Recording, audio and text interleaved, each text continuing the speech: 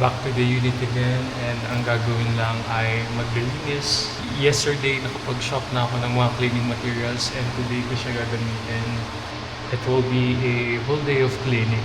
While waiting for the furnitures to arrive, nag-back up muna ako ng mga spare furnitures, mga inflatable, mga foldable na fixtures. So para mabilis lang siya tanggalin. Dalawa lang yung dumating today. Ito ata yung stand ng violin. Will be setting up my guitar here sa area. But I don't know how to play. I don't know kung guitar stand ba siya or violin, but this is how it looks like. Sa size nito, I think this one is for the guitar. May lock option din siya dito sa gilid. Yan. Meron din siya dito sa likod. So, down.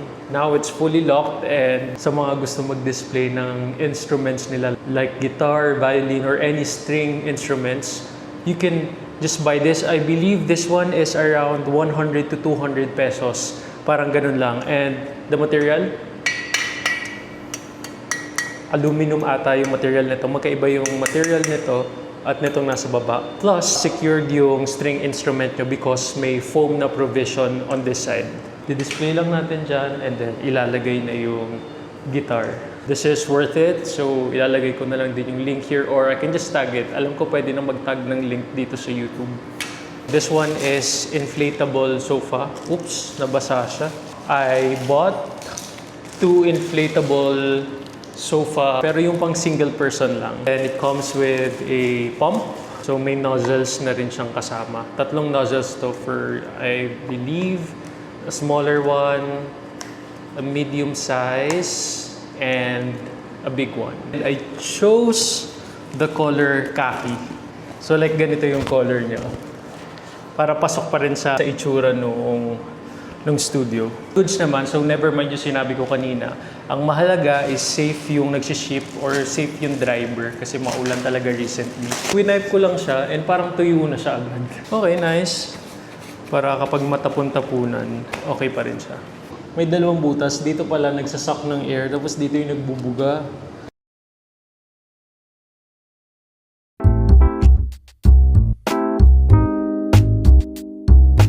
This is how it looks like when inflated. Yung texture niya is velvet. 2 yung portion nito. One is for the base and then one is for the body. This is when super inflated. Sinagad ko na siya. Hope hindi mag-pop. We'll see. If you're someone na very undecisive with the space and you always tend to change the furniture or change the setup of the space, yung mga couches ngayon is very pricey siya. So for you to check out, maybe if you want to consider muna yung mga inflatable couch which looks like this, I think better para makita mo rin how it will look like on your space. So this one is around 300 lang naman. Madali lang din siya i-set up.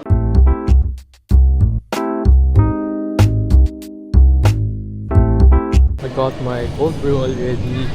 Walang katapusang furnitures. Ngayon, we're going to Sanyang kasi they have sale. And we'll just check out kung may mga furnitures na at the budget. They have here yung trend na Caterpillar sofa. Prices niya is nag-range ng 18,000 to 20,000. Ganda din ito. Cute naman ito. This one is cute. Mataas siya na small table. 2,300 lang. Ganda nito. Sa clothing rack siya. Ito yung one kong table. Pati chair. Ayaw iwanan ni Vishnu to. Kaso ang presyo niya is 11,750. Lumabas na ako saglit. At pagbalik ko, may nabili na ng mga furniture. But this one is clothing rack and also parang good as cabinet organizer siya where we can put and designs mga books siguro. But this is how it looks like.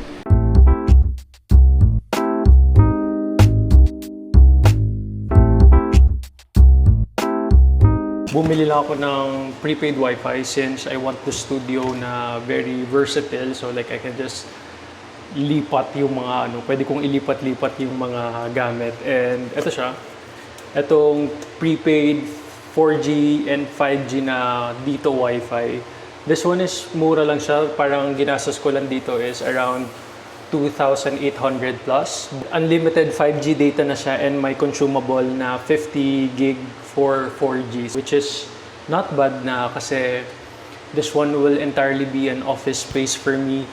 and working area. I can also bring it anywhere just in case I'll be traveling with my friends or team. Disaksak lang siya, no need na ng mga wiring and cables na naka-ganon. Ito yung itsura niya. And mayroon na siyang kasamang ganito. Let's set it up. Kakabit mo lang yung ito. And then ready na siya. Meron na tayong wifi, pwede na mag-work dito. Kulang na lang talaga yung mga gamit. Kanina nagpa-plan din on how the setup will be.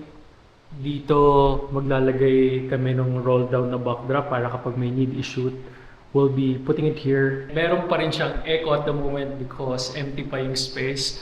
But on Tuesday, I feel like magiging less na yung echo kasi dadating na yung mga shinop natin sa IKEA. This kitchen area will be dedicated for coffee area or like yung barista area.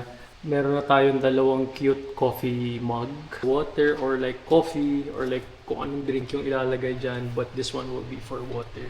Lalagyan natin na ng coffee machine, brewing machine. Sa storage naman, nakapagdagdag na rin ako ng mga tools, pang sukat, pang cut, tsaka yung mga screwdrivers. Cleaning materials, also here. Yan, mapupuno na natin yung cleaning materials dyan.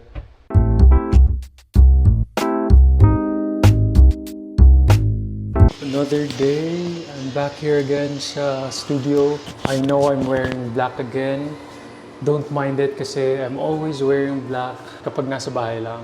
Ginawa ko today is more on wiping the window at tinatanggal ko yung mga wet stains. Dumating na rin yung coffee. I only have 2 drinks sa Starbucks. It's either cafe latte, sub oat milk, no sugar, no any syrup, or the cold brew. Before, hindi talaga ako mahilig sa coffee. Hindi ko talaga nakikitaan ng value yung mga coffee na nabibili outside. I'm always using, alam mo yung mga nakapack, tetra pack, para ganon, or like duo pack na mga coffee. And then, yung mga friends ko naka-influence sa akin ng coffee. Ang nangyari is naging addict naman ako sa coffee. And then this year lang, napansin ko lang na whenever I consume a large amount of coffee is, I don't know if it's palpitation, but I feel something rapid sa chest area ko. So, what I do is always on the tall size na lang ako. Nagki-crave pa rin talaga ako sa coffee, but I cannot push through kasi one small size of coffee is just enough for my body. So, I need to listen to my body. Thank you. Ito pala yung binili clothing rack last night and ganito yung itsura niya. Matibay siya. Ganito yung tunog ng metal niya. Also, I brought here my books para makadagdag ng designs. Yung iba kong books is hindi ko pa nakikita, but ito lang yung mga recent books na binasa ko. Dinala ko na rin pala dito yung mga suits and jackets. So I have here like the leather varsity jacket, a thin fabric suit. This one is, I don't know yung tawag dito, but I brought it here also. And dalawang formal suits. Ito yung mga packages na i-unbox natin today. Let's start with this small one. What came today is the stand of the violin. Yung 4 na paa is mayroong rubber para hindi siya gumagasgas sa tiles. Good. And then, yung mag-hold mismo ng violin is my foam, which is also good. Same as what we have dun sa guitar stand. And it looks like this. Later, kukunin ko na lang yung violin at guitar para ma-display na rin siya dito. Wala rin akong ka-idea kung ano mga kalagay dito. Hello! Yeah. Hi ka! Hello! Hi! Tumatay ako! Let's go! Wala talagang preno. Ayan si ate. Love you, ate. This is the LED Square Fill Light. Yesterday, dinala na rin namin dito ni Vishnu yung softbox for shoot purposes. And now, dumating naman itong LED Square Fill Light. Comes with yung pang-attach dito. And yung mismong ilaw. Oh, there. Ito yung warm white, then white. Okay, it's working, it's working. And then this one is a bigger LED fill light. So it's like this, but bigger. This one, if we consider maglagay na vanity area. Oh, it's big! What the? Gagi! Paano to? It comes with a remote and a plug. Kasi yung kanina is USB type because it's smaller. Is it? Unlock. Lumiwanag si Vishnu. Oh, okay. So if I want it like super warm, I'll be setting it up like this. And then kapag I want it na medyo warm white or like white, I can just easily change it. Ilalagay ko na lang din yung link ng mga product where you can buy this.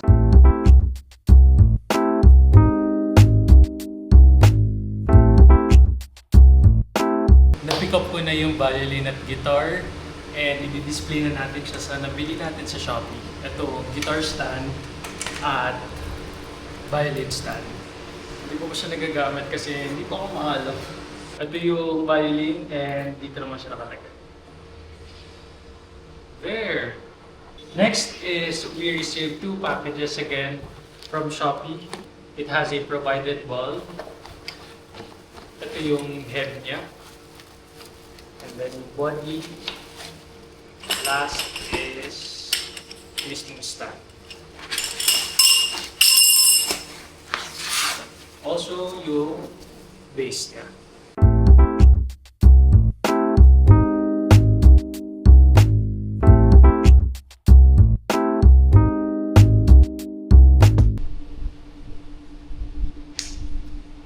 It's working! I believe this one is around 500 to like 400 to 500. And ayun na siya. Like pwede mong adjust. Wala lang, cute lang. Last package for tonight. This one is a huge one. Outdoor tile siya na you can manually set up. Okay siya. So ayan siya. May wood type. These are outdoor tile na may water drainage feature. So it's plastic. And sinukat ko yung balcony. It's roughly around 60 by 240. So if I'm not mistaken, like 24 pieces yung need niyang ganito. 1, 2, 3, 4, 5, 6, 7, 8, 9, 10, 11, 12, 13, 14, 15, 16, 17, 18, 19, 20, 21, 22, 23, 24, 25, 26. All good. It's complete. And I just wanted to put it here sa labas para may design, para medyo Italian yung design niya.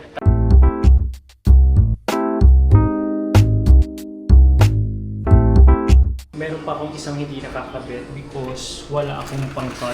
So it's dedicated for that area para makat ko lang itong mismong part na to. But this is how it looks like.